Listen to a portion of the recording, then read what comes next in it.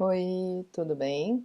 Então agora a gente vai começar com o primeiro capítulo. Sim, depois das introduções todas, nós vamos começar então os primeiros contatos.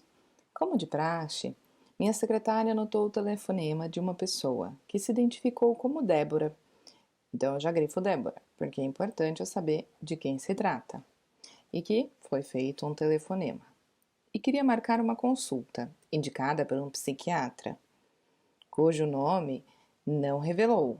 A secretária esqueceu-se de perguntar se a consulta era para ela mesma e qual o nome do psiquiatra. Como ela é orientada para perguntar para quem é a consulta e o nome de quem indicou, como sempre. Fiz o telefonema inicial com algumas hipóteses em mente. Ao iniciar a conversa com Débora, confirmei que havia certa confusão entre quem queria realmente a sessão e se deveria ser uma sessão individual ou familiar, pois ela queria marcar uma consulta para sua irmã, Isabel Augusta, de 22 anos. E esclareci para ela minha forma de trabalhar e expliquei que a própria Isabel Augusta deveria me ligar, tendo em vista que era uma pessoa adulta e que isso seria um modo de avaliar sua pertinência para a terapia. Então aqui eu já tenho vários itens que a gente pode grifar juntos e conversar sobre. Por exemplo, telefonema. Muitos profissionais ainda têm secretária, mas nem todos. E hoje em dia, com a facilidade do WhatsApp, coisa que não era lá na época de 2011 do livro, ela poderia ter recebido uma mensagem da própria irmã, sendo áudio ou não. O que cai aqui é, a gente realmente deve focar em quem está solicitando essa indicação para a terapia e principalmente que seja o próprio que esteja ligando. Então vale relembrar que, apesar disso dar um passo atrás para você atender o seu cliente de fato, o seu paciente, que seja, vale entender por que nós fazemos isso, pois o primeiro contato inicial ele transforma já num contrato de quem deve estar à frente dessa terapia. Então, continuando. 2 dias depois, recebi um telefonema, o qual eu mesma atendi, o que não era comum. Era Isabel Augusta, e já nas primeiras palavras, pareceu-me alcoolizada, apesar de ser somente 8 da manhã. Perguntei se ela estava bem, ao que ela respondeu que sim, apesar de não ter dormido e ter passado 1 hora ouvindo críticas e xingamento dos irmãos. Pareceu-me uma pessoa que percebia bem seus sentimentos e situações. Petulante nas colocações, sempre na defensiva e com a resposta na ponta da língua. Ao perguntar-lhe sobre o que estava acontecendo, ela disse que usava drogas mais ou menos pesadas, que tinha comportamentos não aceitos pela família e que todos a pressionavam para que procurasse um tratamento. Também me contou que já tinha ido a mais ou menos 10 psicólogas e passado por 2 internamentos. Ao levantar seu nível de autonomia, para definir se seria sessão individual ou familiar, ela disse que tinha como pagar a sessão e fazia questão de que fosse uma individual. Entre outras razões, porque queria romper definitivamente com a família. Relatou que seu pai morrera há 12 anos e sua mãe não queria mais se envolver com suas questões. Marcamos a sessão para a semana seguinte. Deixei claro que teria de me avisar se, porventura, não pudesse vir. Minha forma de trabalhar atualmente começa a se delinear já no primeiro contato com a cliente com o meu consultório. A secretária anota o nome de quem ligou, o nome de quem encaminhou e pergunta para quem é a consulta e qual o melhor horário para que eu retorne a ligação. Assim, tenho a intenção de passar para o cliente uma ideia clara como atuo e desenvolver desde o início um nível de pertinência que possibilite um trabalho focado na mudança de padrões de comportamento do seu sistema que está procurando atendimento. Por ser o telefone o primeiro contato entre o terapeuta e a família, é fundamental que o profissional já comece a explicitar qual é a sua abordagem e ideologia subjacente ao problema que lhe está sendo apresentado. O fato de não usar o telefone somente para a marcação da primeira entrevista, de forma passiva e automática, faz o interlocutor entender que existem princípios diferentes naquela terapia. Para que as definições ocorram, é de grande importância que a secretária que recebe o pedido seja bem orientada. Esse treinamento consiste não só nas regras básicas de atendimento num consultório de psicologia. Acima de tudo, é necessário que ela seja treinada nas propostas sistêmicas básicas, além de compreender e aceitar a forma específica do trabalho. Isso é indispensável para que ela possa ter argumentação convincente para os questionamentos dos clientes, tais como: por que não pode marcar o horário diretamente? Por que não pode informar o preço das sessões? Essas argumentações vão mostrando para o cliente que, antes de qualquer definição, vou conversar com ele por telefone. Só depois disso, alguma decisão será tomada ou alguma sessão será marcada. Também deve ficar claro que a definição do preço e formas de pagamento já faz parte do encaminhamento terapêutico e acontecerá na primeira sessão. Se a secretária for bem treinada, poderei confiar nos dados que me passa e eles ajudarão a começar a definir hipóteses sobre a situação. Preciso contar com dados concretos, com a percepção que a secretária teve e também com os lapsos e esquecimentos que aconteceram.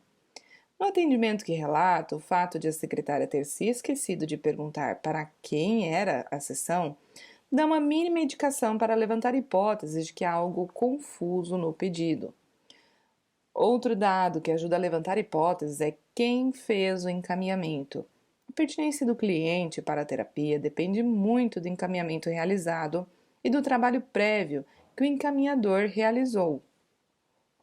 Nesse caso, o fato de não ter sido encaminhada por um profissional da mesma área, mas por um psiquiatra cujo nome não foi revelado, foi sinal que me levou ao primeiro telefonema com hipóteses de um quadro psiquiátrico de envolvimento de família, de dificuldades do sistema em lidar diretamente com o que estava ocorrendo.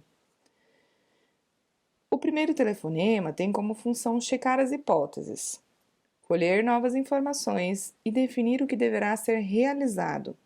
Se haverá uma primeira sessão, quem deve comparecer, quando vai ocorrer e qual o seu objetivo. Ao mesmo tempo, tem a preocupação de estabelecer um vínculo com quem telefona, de forma a facilitar a coerência das informações e trabalho futuro. Por isso, estabeleço parâmetros sobre a forma de ser adotada.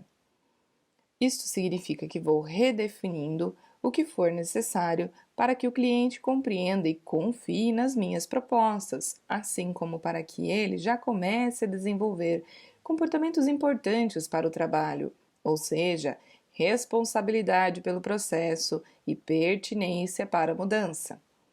O desenvolvimento da responsabilidade é fundamental, uma vez que o primeiro passo para o cliente amplia a consistência do seu funcionamento.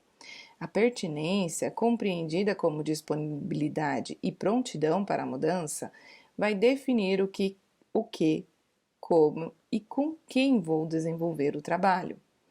No telefonema que fiz para Débora, ao perceber que a pessoa havia feito o telefonema não era a interessada na terapia, cortei o encadeamento da queixa e das explicações, para poder redefinir o encaminhamento nos meus termos e para não receber informações que me levariam ao contato com a cliente com um pré-conceito sobre o seu funcionamento e sua visão da situação.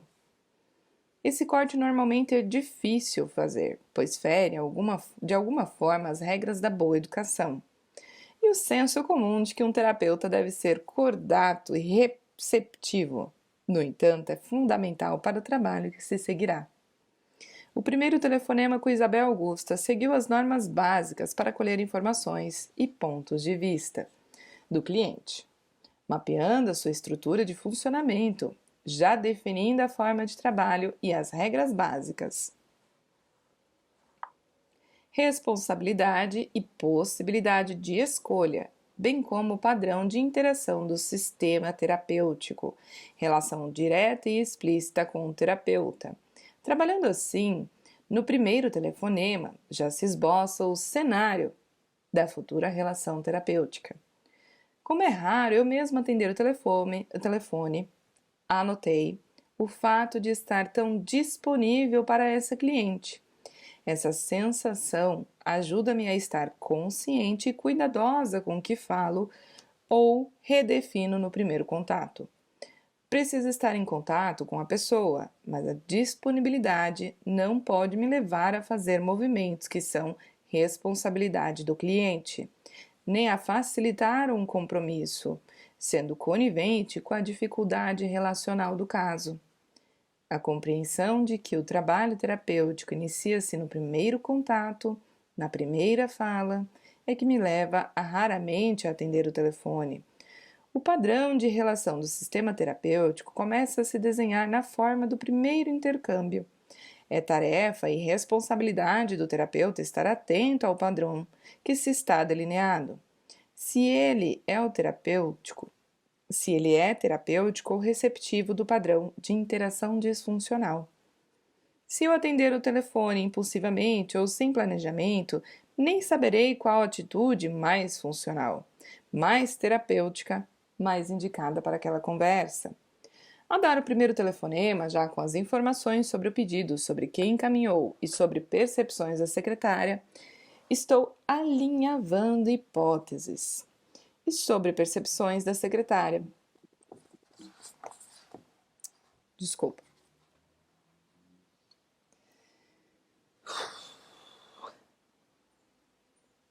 Ao dar o primeiro telefonema, já com as informações sobre o pedido, sobre quem encaminhou e sobre as percepções da secretária, estou alinhavando hipóteses. Assim, o primeiro contato telefônico pode ser mais rápido, mais objetivo, mais direcionado ao funcionamento do cliente em questão e, portanto, mais eficaz. As hipóteses serão confirmadas, realinhadas ou descartadas, mas meu olhar certamente será mais eficiente. As perguntas do primeiro contato servem para avaliar o que está acontecendo e, principalmente, como, quando e com quem está acontecendo. O meu foco durante todo o tempo é avaliar a pertinência do pedido e do cliente. Um dos cuidados que sempre tenho é o de esclarecer quais são as regras a serem seguidas. Dependendo do caso, essas regras existem ou não. No entanto, quando existem, explicito quais são e o que acontecerá se não forem cumpridas. Por exemplo, se defino que é pertinente que devem estar todos da família na primeira sessão, faço a exigência claramente no telefone, citando todos os nomes dos participantes e salientando que a sessão deve ser desmarcada se alguém não puder comparecer. No caso de Isabel Augusta, explicitei que se ela não viesse, deveria telefonar, assumindo sua desistência da terapia. Vocês percebem, então, como aqui ela já traz diversas informações. Foram 3 páginas, gente, mas o conceito de definir hipóteses para o encaminhamento do seu andamento de consultório é muito importante. Algumas pessoas podem achar hipóteses um tanto estranhas quando a gente fala, mas faz parte do processo terapêutico, bem como o fazer do psicólogo. Levantamos hipóteses o tempo todo, não são preconceitos, precisamos apenas testar essas hipóteses, validando ou desvalidando elas, para que possamos dar seguimento ao que a autora traz como a real intuição de mudança para comportamentos mais funcionais. E vejam como, apesar dos riscos que algumas vezes a gente se coloca dizendo, puxa, mas se eu não oferecer o valor para essa sessão, puxa, mas se eu não atender ao pai ou à mãe, será que ele vai dar seguimento? Mas entenda que se você fizer tudo isso que você está na dúvida, sem propósito, respondendo reativamente àqueles que estão lhe fazendo essas questões, você pode, na verdade, estar contribuindo para comportamentos disfuncionais, diferentes do que é a intenção terapêutica dessa relação. Portanto, já iniciamos isso com o pé direito, digamos assim. Tudo bem? Me conta o que mais você achou importante. Claro que a gente ainda pode falar muito mais sobre isso, mas eu gostaria de ver o que você pensa. Tudo bem? Então, até mais. Até a próxima! Aproveita e se inscreve no canal. Já estava esquecendo. Obrigada!